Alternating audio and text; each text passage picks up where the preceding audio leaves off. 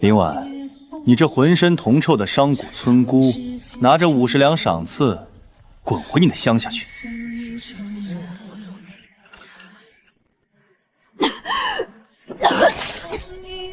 婉婉，你爹娘留下的36间商铺8万两白银，已经全换成了我头顶的乌纱帽和这座苏府。婉婉，你别也怪我。大魏律例，士农纲商，商为贱籍。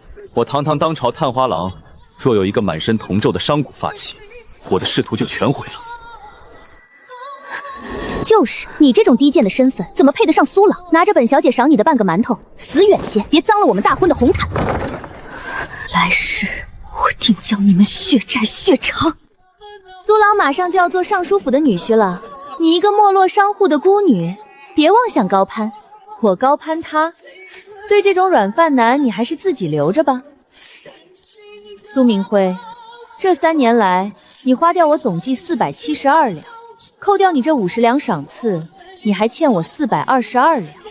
今日若少1个铜钱，我立刻拿着账单去御史台敲登文库，告你骗取孤女家财，再告你科举舞弊，让你探花郎变死符。去告啊！我堂堂天子门生，当朝探花，你一个商户女空口白牙，谁会信你？你说我拿了你的钱，证据呢？哼，探花郎记性可真差。你每次从我这里拿钱，我都让你按了手印，签了借条，白纸黑字，苏大人的私印和红纸模，清清楚楚。你不会不认识吧？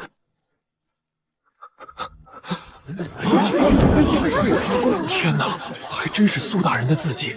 原来这探花郎真是吃软饭的啊！倩倩，你先借我些，明日我还你。拿去，这是500两，带着你的借条滚出苏府。我林婉做生意童叟无称，说422两就只拿422两，剩下的78两找零，留给苏大人看大夫吧。毕竟软饭吃多了对胃不好。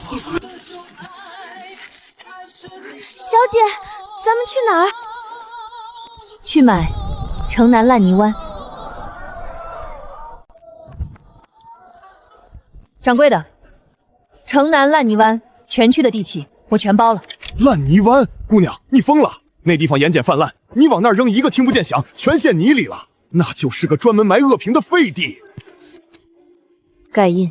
姑娘，老朽劝你最后一句，这地契一旦过了明路，年年得交关税。你这不是买地，你是买了个填不满的无底洞啊！盖吧，以后那块地不叫烂泥湾，改名天下第一港。苏兄，听说了吗？你那位前任出名了。就凭他，肯定又是些上不得台面的商贾同走使，休要在这雅座上提，平白脏了耳朵。苏兄莫恼，绝不是什么精明买卖。全京城都在传，说那林家女怕是受了刺激，得了失心疯了。这是怎么回事？他竟跑去牙行，一口气买下了城南的那片烂泥湾。哎呦，我还当他拿回那些银子有多大能耐呢？原来是上赶着去买埋死人的废地呀！真是穷乡僻壤出来的。我还当他能翻出什么烂花来？他一个妇道人家，以为捏着几百两碎银子就能在京城里立门户做东家了？我今儿就把话撂在这儿，城南那片盐碱烂泥地，别说盖房子做买卖，就算是神仙来了，哼，也种不活一根野草。他林婉要是真能在烂泥湾折腾出个洞洞来，我苏明辉就从这醉仙楼爬出去，跪在烂泥里给他磕3个响头。南方大旱，京城缺粮，皇商赵万金说运河淤堵，粮食运不过来。皇叔，他这是在掐朕的脖子，掐大魏的脖子啊！赵万金以为卡住运河就能拿捏朝廷，他做梦。可是除了运河，江南到京城根本没有第2条水路。前朝留下的绝密治水神图中，记载了一条能直通江南的地下暗河。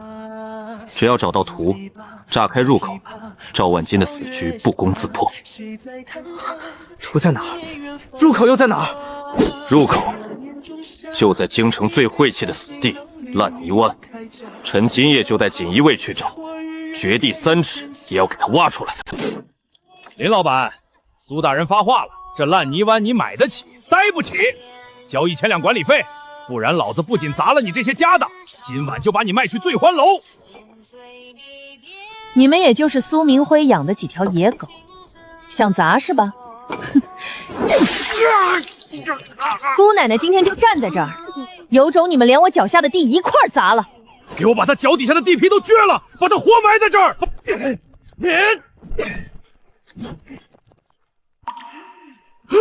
发财了，是金子，地下有金子！绝密殉葬坑，大卫逼佛私掘前朝皇陵秘库者，诛9族。你今天敢碰这底下的半块金子，明天锦衣卫就会把你全家老小的皮剥下来做骨面。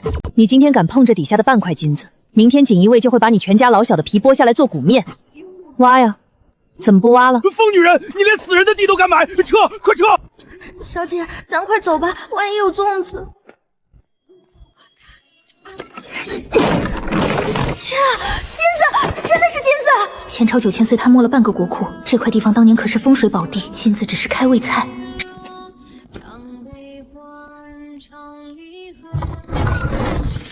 小姐，这石头值钱吗？随便一颗，就能买下京城最好的一条街。治水神图，果然在这里。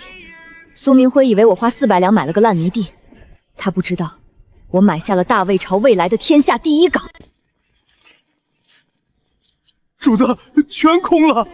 前朝9000岁的金库，还有您找了3年的治水神图，都不见了。属下这就去派人把买这块地的疯丫头抓来严刑拷打。没想到我堂堂摄政王竟被一个黄毛丫头截胡了。传本王的令，盯死京城所有的交易市场，他一旦出货，抓他个人赃并获。小姐，前面就是京城最大的当铺，咱们快去把这些石头当了换钱吧。我背着这些东西，心都要跳出来了。去当铺，去当铺就是告诉人家我们急用钱，掌柜压你90%的价，你连个屁都不敢放。那咱们去哪儿卖啊？那些宝石，我要把它变成全京城达官显贵们求之不得的奢侈品。掌柜的，今天这茶楼我包了，替我给京城3品以上大员的正妻发请帖，就说这里有绝世奇珍，开盲盒拍卖，价高者得，过时不候。大人，不好了！令婉不仅没死在烂泥巴，他居然在聚宝茶楼搞什么盲牌会，还请了全京城的贵妇，声势大得很。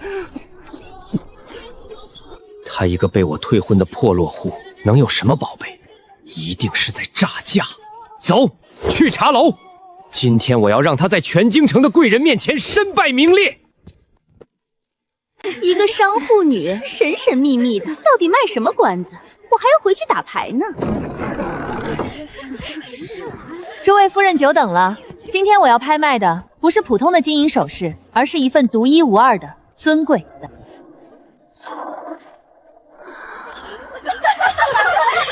这位姑娘，你想钱想疯了吧？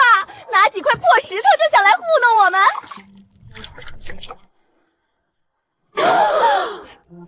这原石里面是西域千年雪山下挖出来的极品鸽血红，没切开前，谁也不知道里面有多大，有多纯。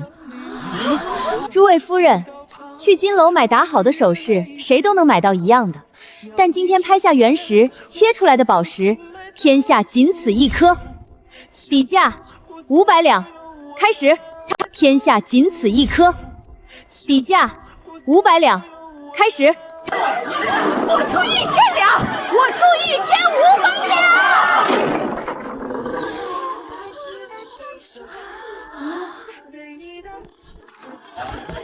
都不许买，他就是个骗子。主子，就是他，这女人真敢，居然把赃物拿到台面上当极品拍卖。属下这就去抓人。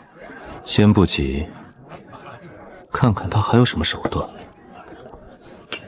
这个女人刚把所有钱砸在一块烂泥地上，她现在甚至连买个烧饼的钱都没有，怎么可能有西域宝石？这绝对是拿红玻璃造假的破石头。林妹妹，我知道你被退婚了难受，但也不能出来骗人啊！赶紧给各位夫人磕头认罪。睁大你的眼睛看看，红玻璃能有这种天然冰裂纹吗？刘小姐堂堂尚书千金，连玻璃和宝石都分不清，平时戴的不会全是假货吧？苏郎，给我把他抓起来！还愣着干什么？把这个骗子给我拿下！1万两，这颗石头，本王要了。苏大人，你刚才是说本王眼瞎买了个假货？摄政王千岁，微臣不敢，微臣不知道王爷在此。给我带下去。林老板，现在该给本王切石头了吧？把治水神图交出来，本王留你全尸。王爷就算今天杀了我，抢走神图，那图对你来说也是一张废纸。你以为本王手下没人看得懂？你们看得懂图，那又如何？此刻若王爷派官府去见码头，皇商赵万金明天就会召集6部弹劾王爷。但若是我来见港口，就是王爷最好的伪装。还是第一次有人敢跟本王谈条件的。1万两归你，做启动资金，本王替你挡住官府的明枪暗箭。3个月后，本王要看到一条畅通无阻的江南粮道。若你办不到，本王拿你的人头祭旗。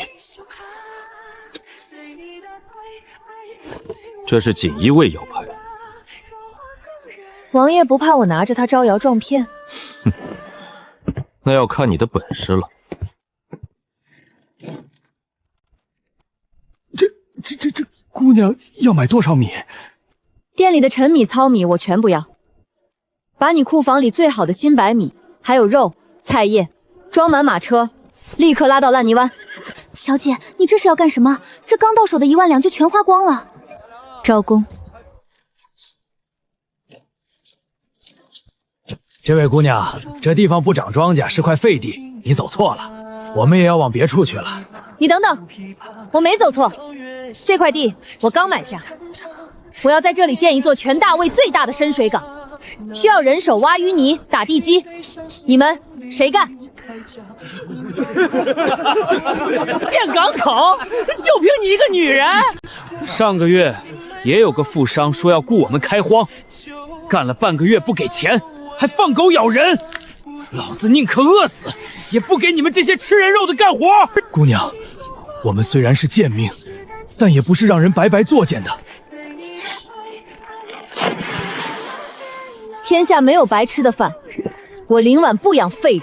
只要你们有力气，只要你们肯干活，跟着我，百米管够，顿顿有肉，日结工钱，绝不拖欠。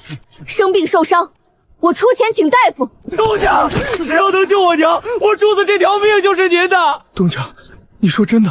俺们这些烂命，您当真管？只要按我的规矩，你们就是我天下第一港的开港功臣。东家给饭吃，俺们这条命以后就是东家的，愿为东家效死。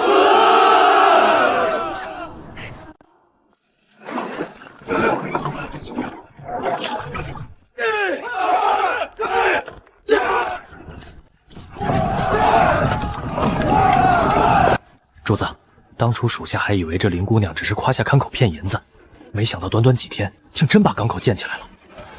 不过探花郎带着10几个家丁往这边来了，来者不善，要不要属下出手？他连死都不怕，这点小事难不倒。哟，林婉，这才几天就有如此规模，你哪来的钱？你这钱怕不是偷来的吧？怎么，你们这帮草民难道还想造反不成？造你娘的反！这是大家伙活命的饭碗。没有官府批征，私搭乱建，按大魏律法必须查封，给我砸！谁敢动这港一下，我们就跟他拼了！袭击朝廷命官，罪加一等。老赵，退后。掌柜，都把铁锹放下。这就对了嘛，好一群听话的狗。批文呢？拿出来给本官看看。没有批文。哈哈哈，没有？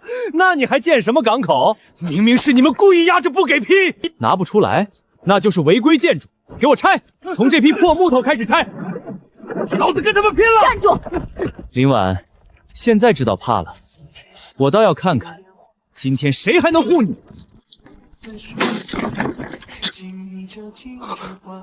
五爪龙大人，这是御赐之物。这五爪龙纹乃是御赐亲王，按大卫律，毁坏御赐之物，等同谋逆。不可能！你怎么会有这种东西？是真是假？你可以亲自问问它的主人。你这肯定是假的！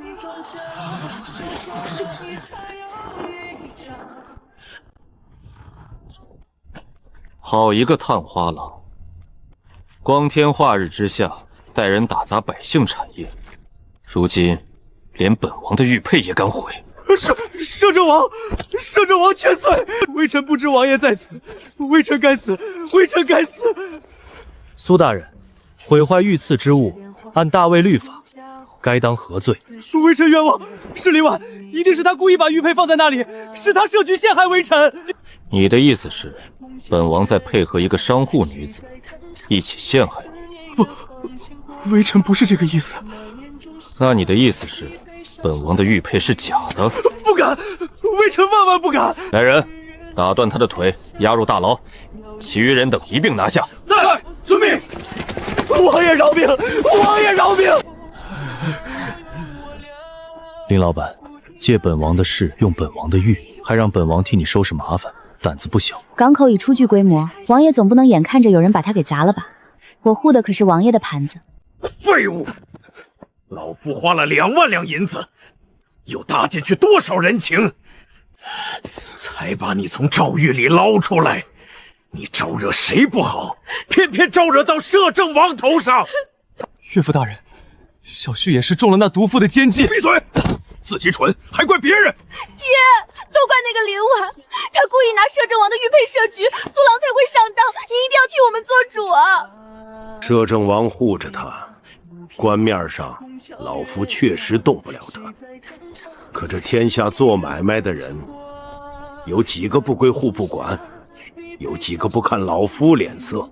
传话出去，京城4大商会，所有木行、石场、窑厂、纱厂，谁敢卖给烂泥湾1砖1瓦，就是与老夫为敌。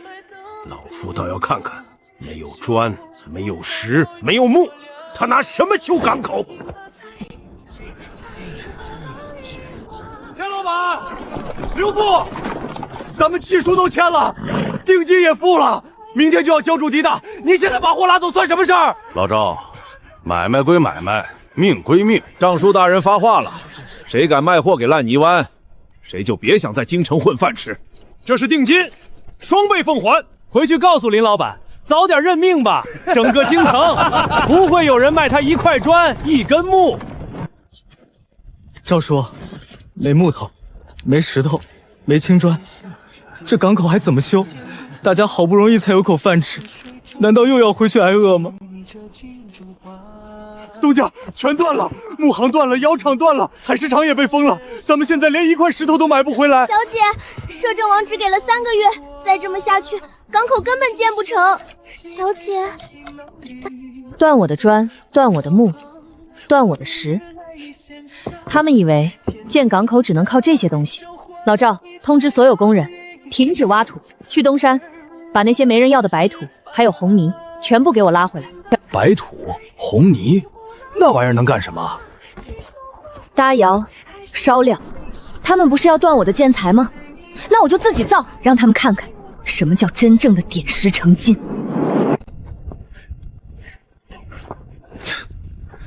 我还以为林婉珍找到了什么救命的法子。大人，这东西既不是砖，也不是石。闹了半天是在烧土。依老奴看，他这是知道自己死到临头，开始病急乱投身了。没有砖，没有木，没有石料，就靠这些灰土也想修港口，简直可笑。老东西，去把你们东家叫出来，只要他现在跪下，给本官磕3个响头，本官说不定还能求岳父大人开恩，赏他几车钻石，免得将来连个埋骨头的地方都没有。苏大人，这是被摄政王打的还不够，这么有闲心来看我的工地。林婉，你是真疯了，拿泥浆筑堤。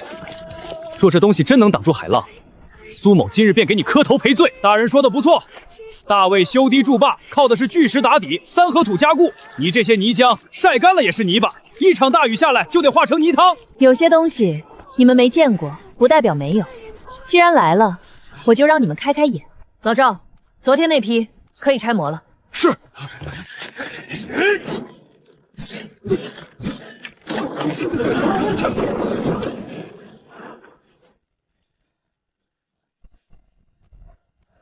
不可能，这怎么可能？没有砖，没有石，怎么会有墙？此物名为水泥。水泥是什么？砖会裂，石会碎，唯独它遇水而凝，越久越坚。胡说八道，假的，一定是假的。不过是外面糊了一层灰皮，里面肯定还是泥巴。管家，拿铁锤来，给我砸！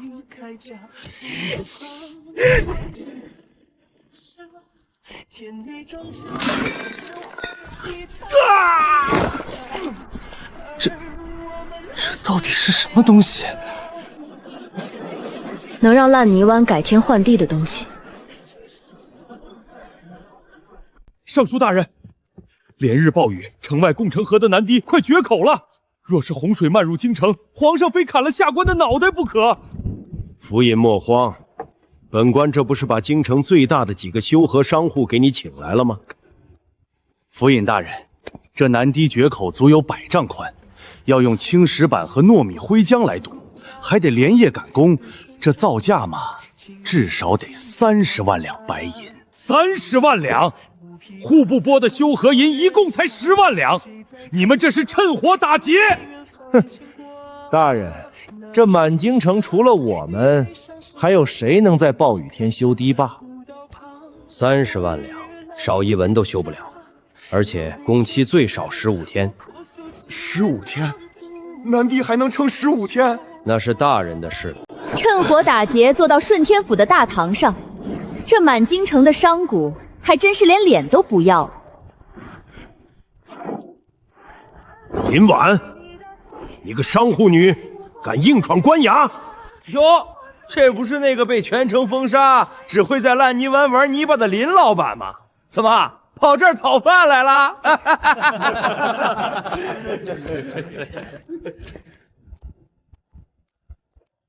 我林婉只要5万两，3天之内，我还你一条固若金汤的钢铁防线。若修不好，我林婉愿立军令状。5万两，3天，你当你是神仙啊？你连一块青砖都买不到，你拿什么修100丈大堤？拿你的命填吗？你们以为断了我的钻石，封我木料，我就死路一条？可谁告诉你们，修堤一定要用这些东西？老赵，把东西抬上来。这不就是石头吗？你以为拿石头就能筑堤了？这不是普通的石头，而是水泥。老赵，给我砸！这怎么可能？这石墩竟然比锤子还坚硬，太神奇了！林姑娘，此物当真能修堤？能，给我3天时间。好，南堤工程，本官交给你了。神迹呀！5万两，3天，林老板，你救了整个京城，也救了下官的命啊！府尹大人客气了。全完了，户部投给那些商会的钱，全砸在手里。血本无归了！苏大人，你不是说林婉死定了吗？现在全京城的工程都点名要用那种水泥，我们花高价囤的石料和木材，现在白送家当场没人要。滚开！这关我什么事？老夫的钱庄被拖垮了，连带大魏建材帮会全线崩溃。来人，把这个废物给我扔出尚书府！从此以后，他与我刘家再无半点关系。岳父，岳父不要啊！姐姐救我！婉儿，婉儿，我错了，是我瞎了狗眼。你看在过去的情分上，给我一条生路吧，我愿意给你当牛做马。情分，我和你这个软饭来的情分早就断了。现在滚远点，别脏了我的轿子。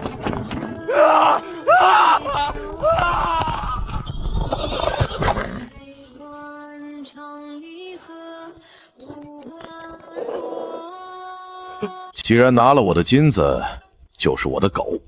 林婉那妖女弄出的水泥断了我手下建材商的财路，我要你潜入烂泥湾，把水泥的配方原封不动的给我偷出来。只要拿到配方，我赵家就能以10倍的财力瞬间将他碾死。是，老爷放心，我这就去烂泥湾，就算拼了这条命，也把配方给您带回来。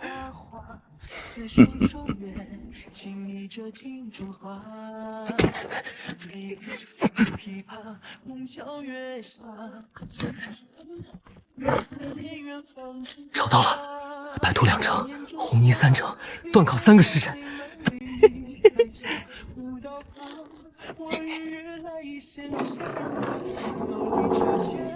小姐，他真的把配方偷走了，您怎么不让老赵他们把他抓起来啊？那可是咱们的命根子。我故意让他偷走的。难道这配方是假的？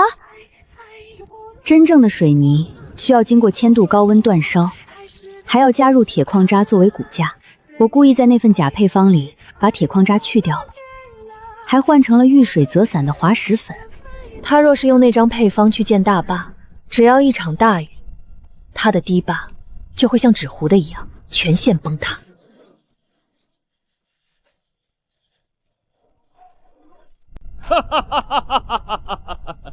林婉那个乡野村妇，以为靠个泥巴方子就能在大魏横着走。我用10倍的银子，10倍的人手，半个月就造出了比他更大的坝。只要明天工部来验收，林婉那个天下第一港就是个笑话。等事成了，老爷我重重有赏。叩谢老爷，叩谢老爷。东家，王爷，北边赵家的大坝建成了，他们放话说明天就要请皇上亲宴，要彻底砸了咱们的招牌。你的底牌都要被人抄了，还能喝得下茶？王爷别急，您听，起风了，暴雨要来了。赵万金的豆腐渣大坝撑不过今晚。您听，起风了，暴雨要来了。赵万金的豆腐渣大坝撑不过今晚。这按林婉的秘方烧出来的水泥，真是坚如金刚。大坝裂了，大坝要塌了，快跑啊！怎么会这样？这不可能！你个蠢猪，你被那个妖女耍了！老爷饶命，我不知道，我真的不知道啊！来人，把这个废物扔进城外的乱葬岗喂野狗！东家，咱们做到了！这深水良港比赵万金的码头强100倍，江南的商船今天就要到了，咱们马上就要日进斗金了！开港！怎么回事？按理说，江南沈家和江北李家的3大商帮船队早上就该到了呀。林老板真是好手啊！这水泥大坝，这深水过位，连我都自叹不如。赵老板今天来是来给我送开港贺礼的，还是来悼念你在北郊决堤的那几片万两银子的？牙尖嘴尖的丫头，我承认，在烧泥巴这事儿上你赢了，但你是不是忘了这大魏的漕运到底姓什么？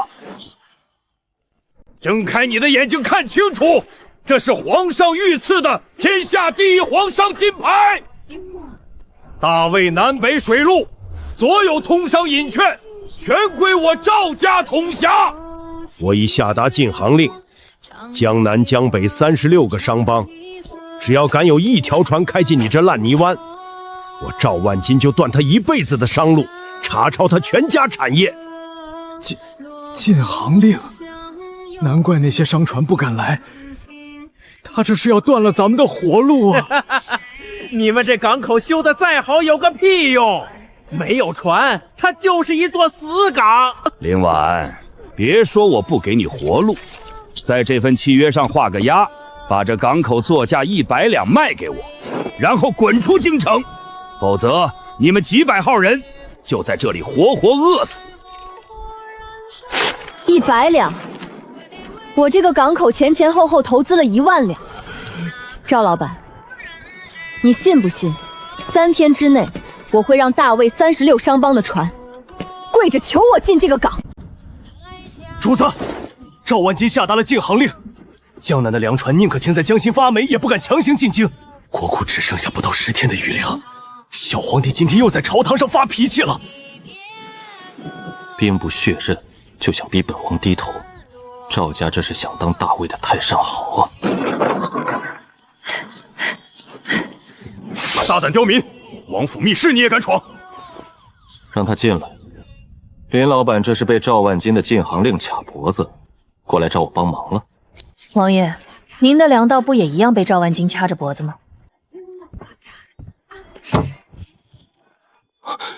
这是治水神图，这是治水神图。这条暗河我已经让人暗中探明了，它直通江南太湖，中途完全绕开了赵万金的所有关卡，而它的出口就在我的天下第一港。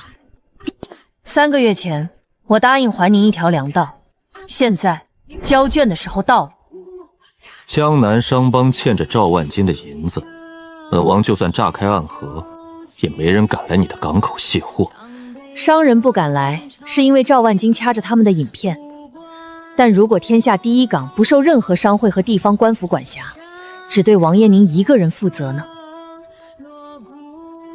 你要本王去请一道圣旨，让天下第一港变成大魏朝里唯我独治的国中之国？对。东家，这都第5天了，账上的银子马上就发不出明天的工钱了。赵万金的人天天在外面敲锣打鼓的看笑话，兄弟们心里慌啊！慌什么？时辰未到，算算时辰，送钱的人该到了。林老板还喝茶呢？你那几百号工人怕不是窝窝头都吃不上了吧？再过几天，不用我家老爷动手，他们就能把你活撕了。林婉，在这大魏的水路上，我不点头，连摄政王的船都别想下江南。今天本老爷就站在这儿，亲眼看着你怎么跪下来求我。老爷，是锦衣卫。奉天承运皇帝诏曰：近日江南粮道受阻，京城米贵，幸得商女林婉现治水神图，助朝廷打通南水北调之暗河，特赐林婉一品诰命夫人。朕特准。自今日起，烂泥湾正式升征为大魏唯一国家级运河枢纽，赐名天下第一港。凡停靠此港之商船，受皇家水师与锦衣卫直接庇护，任何地方官府商会皆不得以任何名目阻拦盘路。钦此。国家级枢纽，皇家庇护，东家咱不用怕赵家了。林婉这是借了朝廷的刀，直接砍了我的特权啊！赵老板，你那块皇商的破铜烂铁还管用吗？圣旨是好，可咱们都欠着赵万金的高利啊！要是今天进了林老板的港，明天赵家催债，咱们都得家破人亡。是啊，赵家的码头虽然盘憋得很，要收5成过路费，但至少能保命。咱们还是不敢冒这个险啊！林老板，听见了吗？只要我拿着欠条，这天下第一港照样是一只没有船的空壳。诸位江南的掌柜，我知道你们在怕什么。你们怕赵家的债务，怕他的打压。我今天站在这里，不是来求你们进港的，我是来给你们送一座金山的。从今天起，我宣布大魏第一条新商规：天下第一港正式设立为免税特区。凡是从暗河新航线入我港口的商船，前3个月停泊费、茶水费、过路费免，全文不收。全免？这赵家码头可是要抽5成啊！全免的话，咱们跑一趟，利润能翻3倍啊！只要货进我的港，仓储、搬运、看守，我全包了。只要你们来我的特区交易，我就帮你们联络京城最大的买办，直接现银交易。是继续当赵家的狗，还是来我这里当暴富的大爷？你们自己选。1秒，利润翻3倍，锦衣卫当保镖还免税，去他娘的赵万金！老子干了！放信号键，叫老子船队立刻改道，开进天下第1港！我的船队也改道，快抢最好的仓库泊位，给我留个位置，以后我的船就走天下第1港。免税，免费仓库，林婉，你疯了！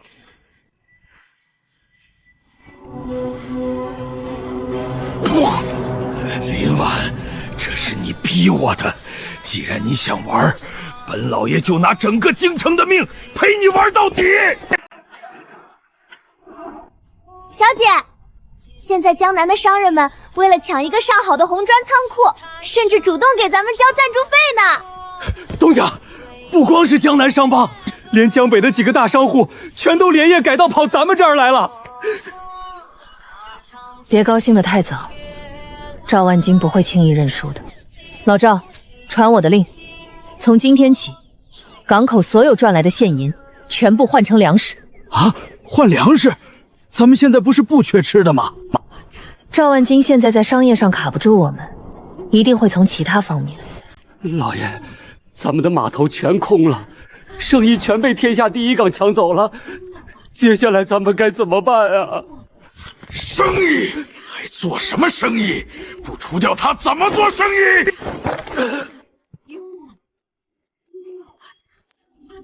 传我的命令，1天之内，把京城及其周边300里内所有米铺、粮行、驿仓里的粮食全部给我买空，连1粒发霉的米咖都不要留。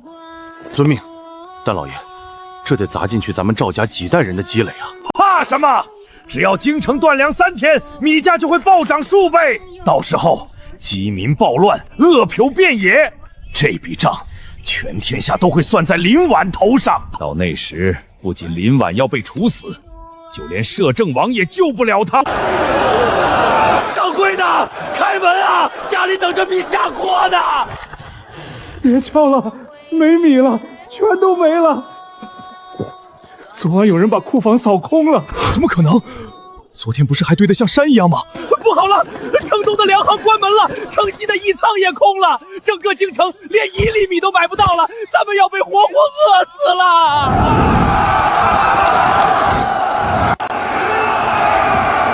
开仓放粮，10米要30两银子了，我们全家都要饿死了！乡亲们冷静，官仓里已经没有粮食了。没粮了，大卫要绝了我们的活路啊！都是因为那个妖女林婉搞免税区，引来了奸商，把咱们京城的粮食全吞走了。去砸了他的天下第1港，杀了那个妖抢粮食啊！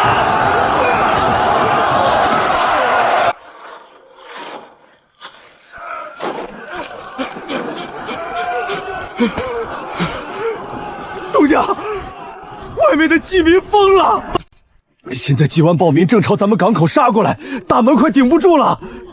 贼喊捉贼，祸水东瀛。赵万金这是想用全城饥民的命来逼皇上杀我。老赵，传令下去，谁敢放进1个人，或者伤了1个百姓，我绝不轻饶。老爷，顺天府尹已经急得进宫面圣了，小皇帝吓得连龙椅都坐不住了。大魏的江山，我赵家想让他乱，他就得乱。老夫倒要看看，你到底是跪下来求我平息粮价，还是保你那个大魏的国家级枢纽。传话给户部尚书，立刻逼宫，我要林婉明日午时斩首示众。皇上，米价已经暴涨了50倍，百姓易子而食啊！大魏的国本就要毁于一旦了。江南的粮船不是已经从新航线进港了吗？怎么会一夜之间全国断粮？皇上，全都是因为那个毒妇林婉，她搞的免税特区，引来了大量外邦奸商，是他们利用免税疯狂囤货，把京城的粮食全给搬空了。林婉这是在借上古之力谋夺大魏的江山呐！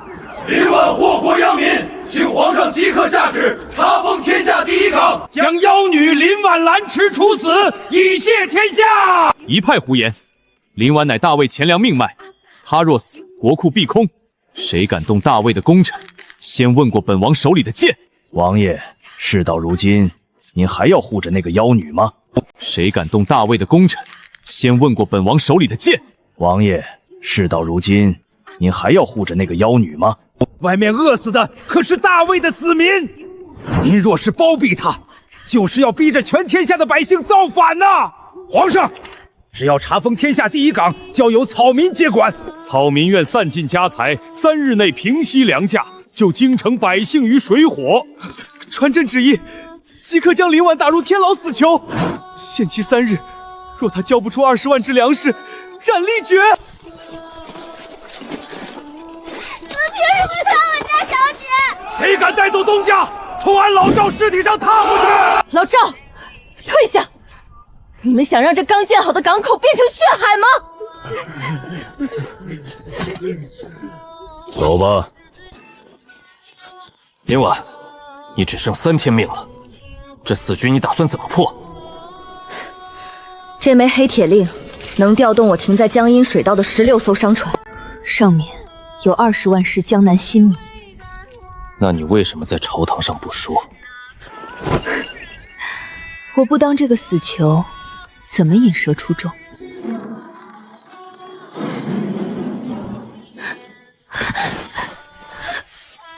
粮食都是新米。兄弟们，东家把全城百姓的活路交给了咱们，咱们就是把手摇烂了，也要在午时之前把船开进京城。开进京城，救东家！老爷，锦衣卫的铁甲战舰大举出京，直奔江南方向去了。去江南调粮，那我就让他连江南的地界都摸不到。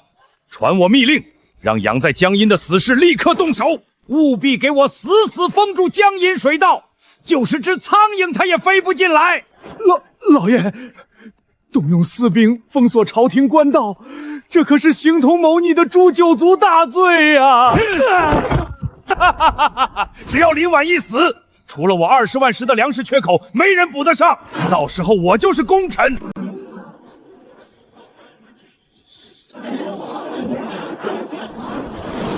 摄政王殿下，江阴水急，前方不通，请王爷原路回京。私兵封河，谋逆死罪，传令强弩点火，放箭。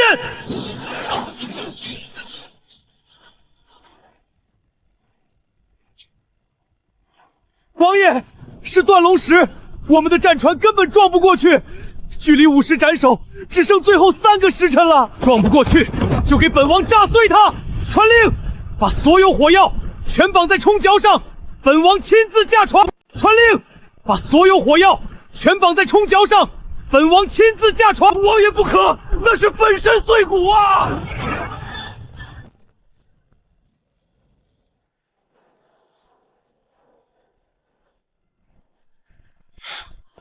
午时之前必须赶到。午时3刻已到，林婉未能交出粮食，按律斩立决。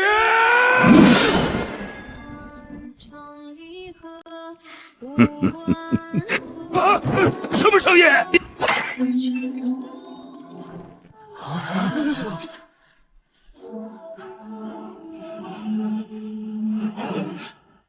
刀下留人！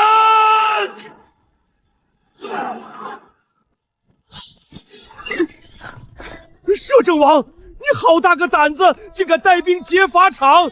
没有粮食，今天就算你谋反，也保不住这个妖女。赵老板，睁开你的狗眼看看，王爷身后拉的是什么？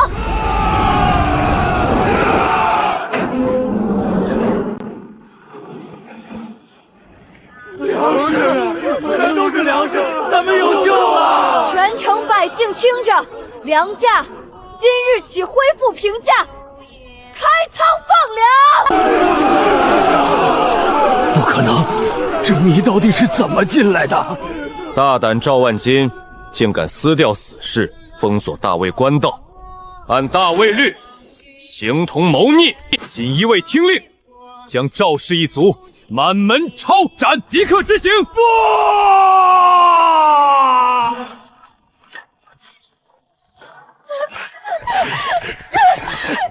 好一个天下第一港！林婉，朕要重重赏你。臣不要金银，只要皇上废除特许皇商的旧规，从今往后，大魏商道再无门阀垄断。准奏，特封林婉为正一品诰命，加封大魏首席商管，大魏水陆商道皆由你节制。